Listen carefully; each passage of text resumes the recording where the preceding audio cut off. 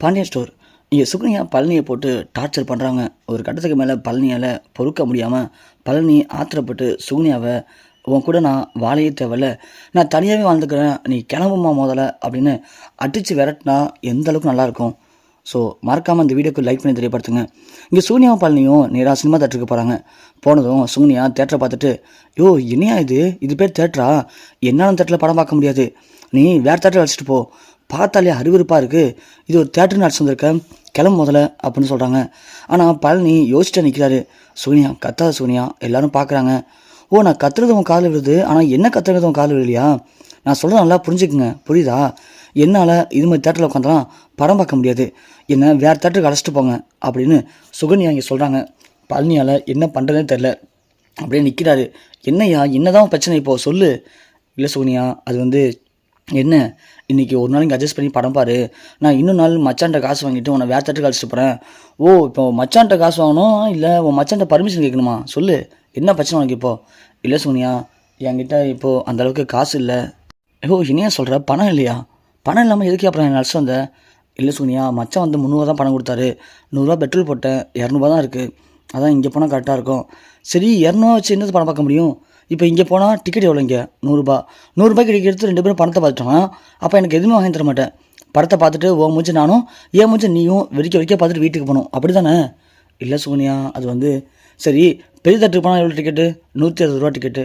ஓ அப்படியா, நான் படமே பார்க்க வேணாம், என்னை வீட்டுக்கு அழைச்சிட்டு போ. இல்லை சோனியா, நான் சொல்கிறது கேளு. யோ இங்கே பாரு, ஒழுங்காக சொல்கிறேன், என்னை வீட்டுக்கு அழைச்சிட்டு போய்டு, இல்லைனா வேறு மாதிரி ஆகிடும் இங்கே அப்புறம் அப்படின்னு சோனியா கத்த. பழனி ஒன்றுமே பேச முடியாமல், இதனால் நமக்கு பெரிய தொல்லையாக இருக்குது, வேறு வழி இல்லை, வீட்டுக்கே போயிடலாம் அப்படின்னு முடிவு பண்ணி இங்கே சூனியா அழைச்சிட்டு வீட்டுக்கு போகிறாரு பழனி.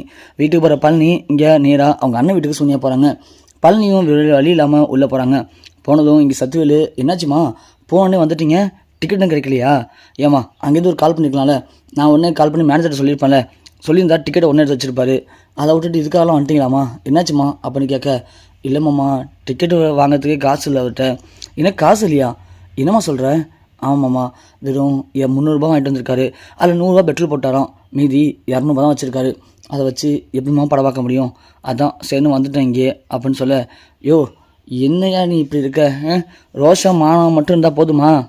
கையில் காசு வேணாம், காசு வேணுமான்னு கேட்கும்போது வீடாப்பா போனேன், இப்போ என்ன வெறும் 200 வச்சுட்டு பொண்ணாடி அழைச்சிட்டு முறை படம் பார்க்க போயிருக்கியா? ஏன்டா இப்படி இருக்க நீனு அப்படின்னு சத்துவேல் திட்டுறாங்க. உடனே பழனி, சரி சோனியா வா நம்ம போகலாம். எங்கேங்க? அக்கா வீட்டுக்கு. ஏன் இப்போ அங்கே வந்தால் அவங்க அக்கா கண்டிப்பாக கேட்பாங்க என்னாச்சு ஏதாச்சுன்னு, அப்புறம் அவங்க அக்காவுக்கு பதில் சொல்ல வேண்டியதாக இருக்கும். வேணாம், நான் கொஞ்ச நேரம் இங்கேயே வந்துட்டு அப்புறமா வரேன், நீங்கள் போதுனா போங்க அப்படின்னு சொல்ல, பழனிக்கு இங்கே என்ன பண்ணு தெரில. அமைதியாக போய் பழனி யோசிச்சு பார்க்குறாரு. சரி நாம் இப்போ அங்கே போனோம்னா கண்டிப்பாக இவர் தேட பிரச்சனையும் பண்ணுவா, நம்ம இங்கே இருக்கலாம்னு சொல்லி ரூமில் போய் உட்காந்துருக்காரு. அப்போது இங்கே சூனியாட்ட சத்துவேல் சொல்கிறாங்க, இங்கே போமா சூனியா, பார்த்துக்கோ, உன் நிலமை இதுதான், உனக்கு எல்லாமே இருக்குது, ஆனால் அவன் இங்கே வரமாட்டான், அவன் மட்டும் நம்ம கூட வந்துட்டான் அப்படின்னா அவனுக்குன்னு எல்லாமே தனித்தனியாக கிடைக்கும், ஆனால் அவன் அந்த பொட்டனை போடுற வேலை தான் எனக்கு முக்கியம்னு அங்கே போய் உட்காந்துட்டு இருக்கிறனால தான் நீ இப்படி கஷ்டப்படுற. அவனை அங்கேருந்து பிரித்து அழைச்சிட்டு வர்றது உன் கையில் தான் இருக்குது, அதை நீ தான் பார்த்துக்கணும். உன் வாழ்க்கை நல்லா இருக்குன்னு நினச்சனா இதையே ஒரு சண்டையாக்கு, அங்கே போய் சண்டை போடு, பிரச்சனை பண்ணு, பிரச்சனையை பெருசாக்கு, இது மூலயமா மாமனுக்கும் மச்சானுக்கும் சண்டையை மூட்டி விட்டு அப்படியே அழைச்சிட்டு இங்கே வந்துடு, மீதியை மாமா நான் பார்த்துக்கிறேன் அப்படின்னு சொல்ல. சோனியா இங்கே யோசிக்கிறாங்க, என்ன இது மாமா சொல்கிறது நல்ல ஐடியாவாக தானே இருக்குது, இது வரைக்கும் என்னடா பிரச்சனை வரும் அப்படின்னு காத்துட்டு இருந்தோம், இப்போது இதுவே ஒரு பிரச்சனையாகிடுச்சு. ஸோ இந்த பிரச்சனையை வச்சு நாம் ஏன் அந்த வீட்டில் பிரச்சனை பண்ணக்கூடாது, பிரச்சனை பண்ணி இது ஒரு காரணமாச்சு அவரை இங்கே அழைச்சிட்டு வந்துட்டோம்னா நம்மளுடைய பிரச்சனைலாம் முடிஞ்சிடும் அப்படின்னு சுகன்யாவும் முடிவு பண்ணுறாங்க. சரி மாமா இப்போ பாருங்கள் பர்ஃபார்மன்ஸ் என்னான்ட்டு அப்படின்னு சொல்லிட்டு இங்கே பழனி அழைச்சிட்டு வாங்க போகலாம் அப்படின்னு கூப்பிட்றாங்க. இல்லை சுகன்யா, அதான் நீ சொன்னியே இப்போ போனால் அக்கா மாமா கேட்பாங்கன்னு சொல்லிட்டு நம்ம லேட்டாகவே போகலாம். ஓ உங்கள் அக்கா மாமாவுக்கு பயந்துட்டு தான் நான் அந்த வீட்டுக்கு வரணும் போகணுமா? எனக்கு இப்போ அந்த வீட்டுக்கு போயே ஆகணும். ஏன் சுகன்யா அப்படி பண்ணுற? எனக்கு கசன்னு இருக்குது, ட்ரெஸ் மாற்றி ஆகணும், நான் இப்போ அந்த வீட்டுக்கு போகிறேன், நீங்கள் வரீங்களா இல்லையா? அப்படி உங்களுக்கு பயமாக இருந்துச்சுன்னா நீங்கள் இங்கே இருந்துக்குங்க, நான் மட்டும் போகிறேன் அப்படின்னு சூனியா கிளம்புறாங்க.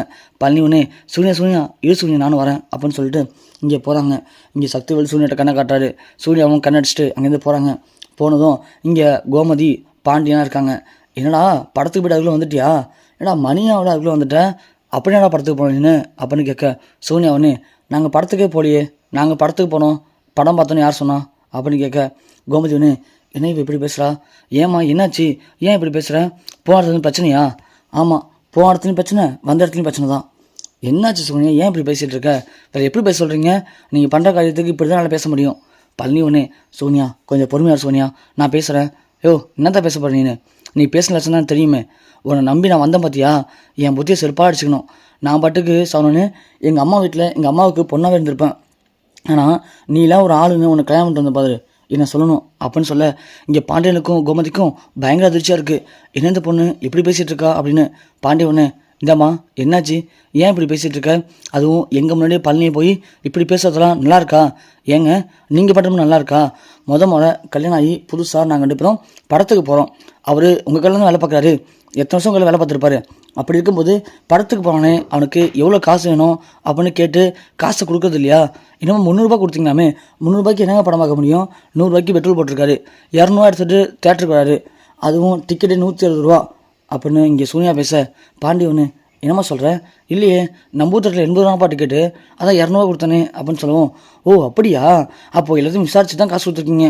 அப்போ 80 160 எனக்கு படம் பார்த்துட்டு வரணும் அந்த ஓட்ட தேட்டரில். ஏன் அந்த ஓட்ட தேட்டரில் படம் பார்க்கணுன்னு எங்களுக்கு தலையெழுத்தா இல்லை இவருக்கு தலையெழுத்தா? இங்கே பாருங்கள், உங்கள்கிட்ட வேணால் ஒன்றும் இல்லாமல் இருக்கலாம், ஆனால் இவர்கிட்ட ஒன்றும் இல்லாமல் இல்லை.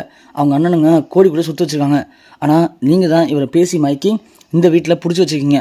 பிடிச்சி வச்சு ஒரு பிச்சைக்காரன மாதிரியும் உங்கள் கடைக்கு ஒரு அடிமை மாதிரியும் வச்சு நடத்திட்டுருக்கீங்க. அதுக்காக நானும் அப்படியே இருக்கணுமா? என்னால் அப்படி இருக்க முடியாதுங்க.